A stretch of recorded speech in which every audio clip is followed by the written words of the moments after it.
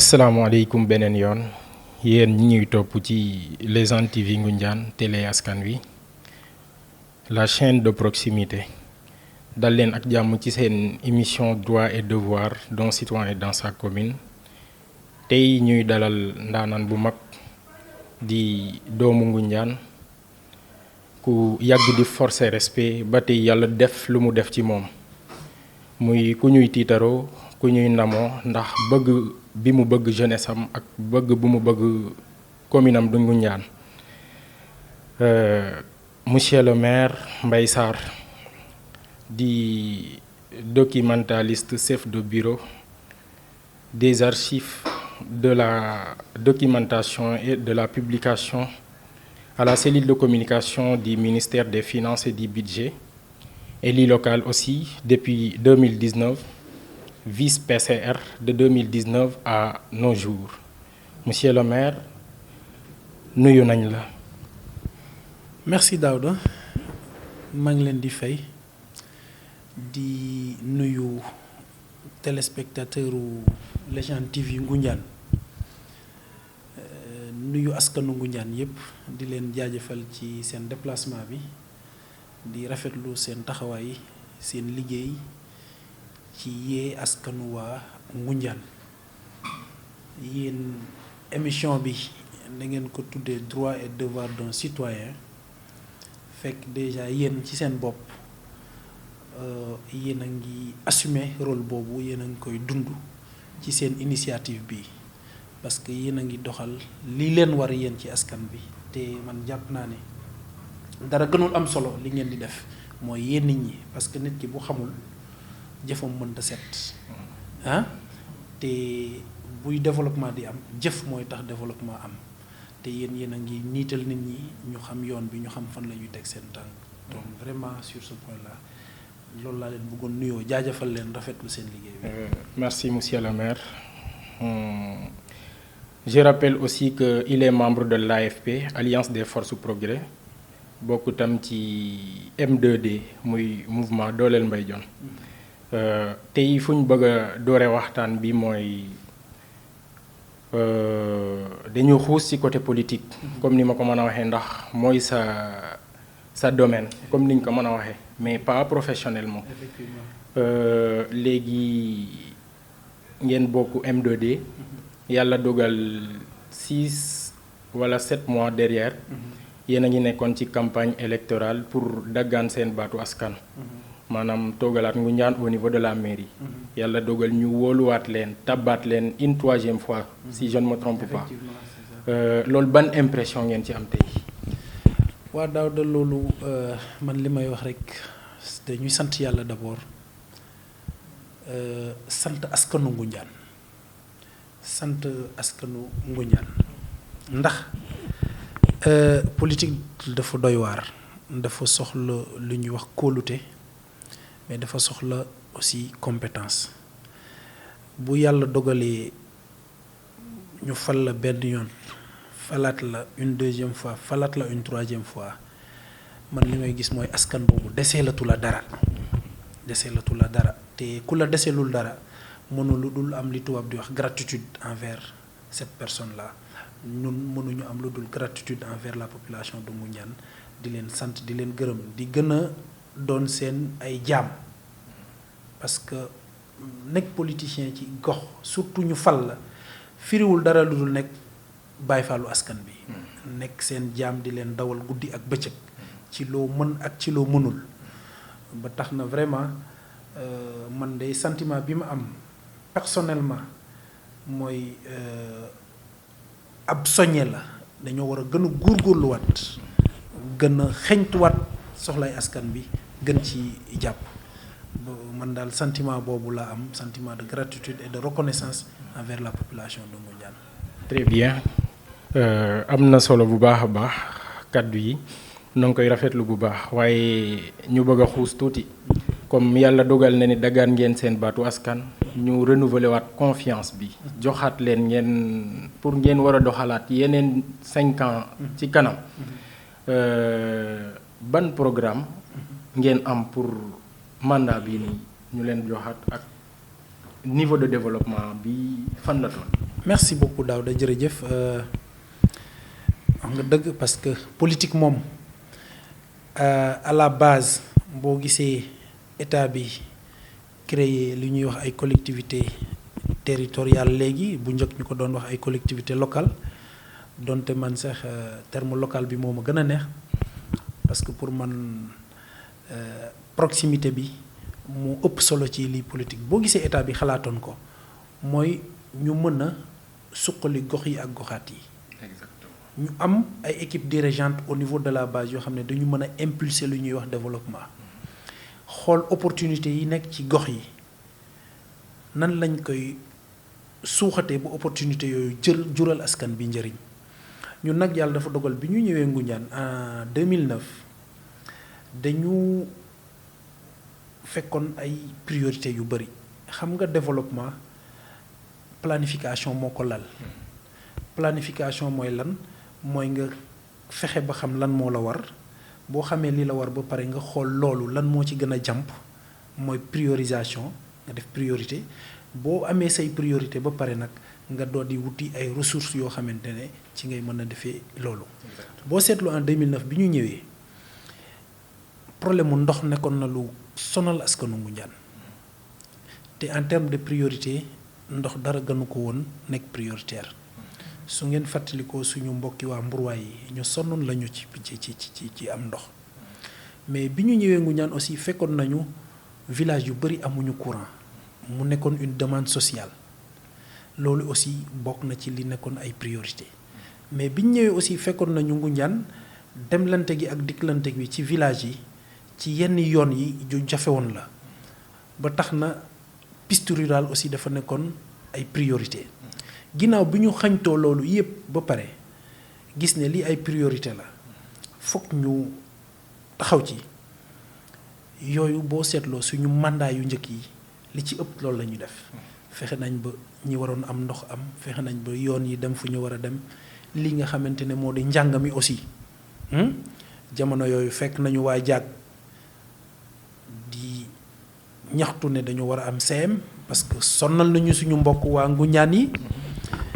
loolu aussi c'était une priorité macha allah yàlla def na loolu kii na mais bi ñu jógee ci priorité yooyu amoon nañu yeneen priorité mooy ay infrastructure dëkk yi dañu war a am ay infrastructure bokk na ci jeunes yi war nañu am fu ñuy fooye lu mel ni stade dafa waroon a am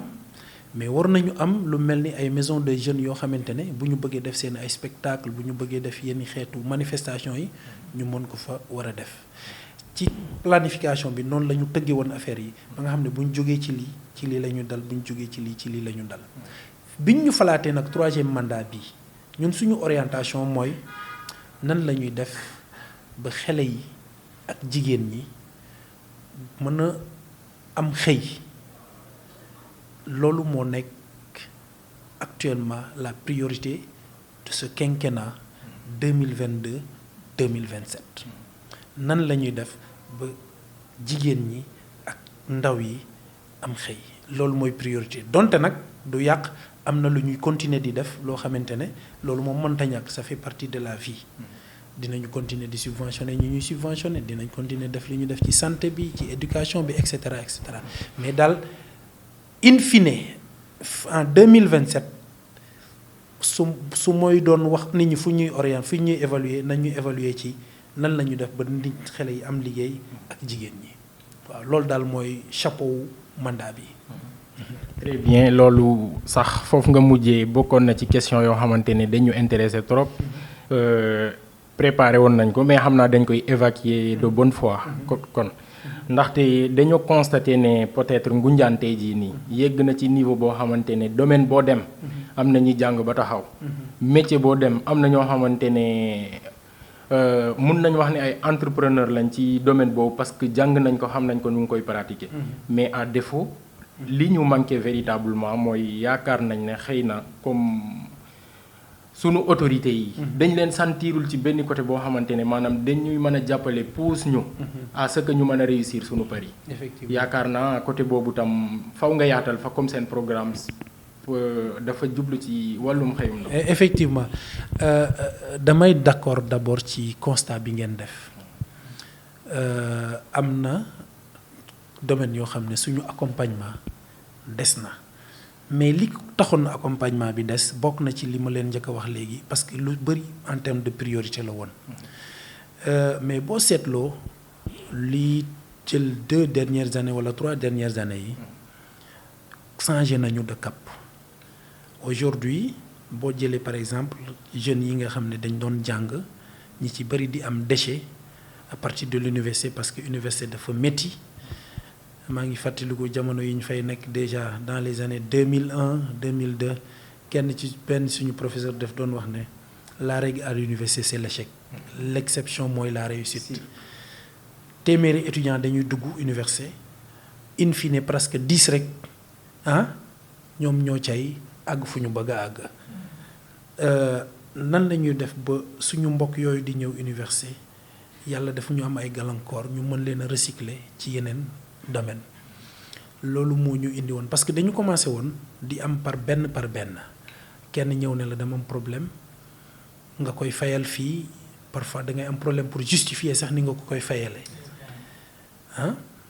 ñu am si ñaari expérience ñooñu aussi yàlla defal leen tawféex kenn ki elle est devenue sage-femme d'État mu nekk un produit boo xam ne daf ñu inspiré kooku bi mu amee liggéey elle est revenue vers moi parce que bi mu bëggee maire jàppale ko dafa jaaroon ci man maire jàppale ko fayal ko pendant 3 ans bi mu amee liggéey mu ñëw mu wax ma li mu defal yaayam mu wax ma boole ma ak yaayam yaay ci kii ma ne maire nag est-ce que on peut continuer à faire individuellement pour les uns et les autres kii dafa am problème ñëw si ñun mais am na ñoo xam ne mënuñu ñëw si ñun qu'est-ce qu'on peut faire pour les autres ci la maire xalaate ne est-ce qu'on peut pas trouver une convention avec une école xool ñooñu nan lañ leen di xel di récupérer yóbbu leen ci école boobu loolu moo indi la convention avec EPO c'est un début mais on veut aller plus loin d'ailleurs avec EPO sax boo seetloo progressé nañu nombre bi ñu débuté ak nombre bi ñu am actuellement yokku na je pense que nous sommes à un total de 75 étudiants maintenant de Ngoundiane yu fa nekk mais boo xoolee suñu collaboration ak tailleur yi loolu moo ko waral tailleurs yi xam nga ne ils se sont organisés damay lancer un appel aussi aux jeunes yi nga xamante ne dañu nekk ci yeneen domaine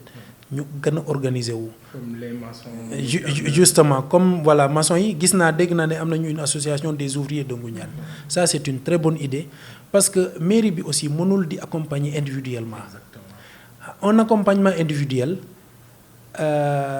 risque bi mooy man mën naa viser sama jërbaat mën naa viser sama rakk est-ce que yaa ngi comprendre mën naa viser koo xam ne dafa bokk ak man camp politique et cetera mais su fekkee ne nit ñi dañu organiser wu dans le cadre d'une association ñu accompagner leen boobu ça nous met plus à l'aise moo gën a objectif aussi te même en termes de justificatif dépense bi ngay génnee nga justifier ko ci turu association moom la yoon gën a reconnaître que nga justifier ko ci turu benn nit parce que l'administration ne connaît pas la personne physique personne morale la ñu xam naan ana kayit yi donc dañ may profité ñaan jeunes yi aussi ci domaine yu ñuy nekk ñu gën a organiser wu par secteur et puis ils viennent vers la mairie parce que secteurs yi ko def yépp man gis naa ne mairie mi ngi leen di jàppale les lutteurs c'est comme ça les amis de la nature c'est comme ça les tailleurs c'est comme ça les femmes j'en profite pour wax parce que jigéen ñi nit ñi nee nañ dañ leen a kiwal dañ leen a beral loxo mais xam nga lan moo justifier loolu ñun déjà bi ñuy ñëw Ngoundiane fekk nañ jigéen ñi déjà elles étaient déjà organisées fekkoon nañu ñoom am nañu union première rencontre bi ñu def ak ñoom li ñu njëkk a posé mooy am nañu union ñu ngi góorgóorlu mais amuñu moyen d'ailleurs sax le baat boobu amuñu moyen moo justifier le fait que ñoom la ñu njëkk a subventionné les jeunes filles aussi dañu tàmbale ci cadre politique parce que boo mouvement Dooley Mbaye Dione boobu ngeen tudd léegi dafa am des jeunes filles yu nekk ci les Amazones yu nekk ci biir Amazones yooyu aussi di poser un problème de jàppale maire njëkk leen a jàppale individuellement ne leen xool leen ni ngeen di def mais ñu gis ne loolu aussi c'est politique ku ñëwul bokk ci mouvement bi doo ci bénéficier wu léegi ñun leen organisez-vous en association des jeunes filles de Ngoundiane ñoom organisé woon nañu en association am nañu récépissé. Cette année maire signé na avec le FONGIP une convention de 40 millions boo xam ne crédit mutuel bu Sam bi lañ koy loger jeune fille bu dëkk Ngoundiane dans toute la commune nga am un projet bancable te dinañ la accompagner ci ni ngay tëggee projet boo ñëwee mën nañ la financer à hauteur de 1 million 500 ñu def ay montants yu kiiwagum yoo xamante ne boy yi dinañu mën a démarrer ñu xool lu ñuy def après évaluation ñu xool comment on va progresser. Très bien am na solo bu baax.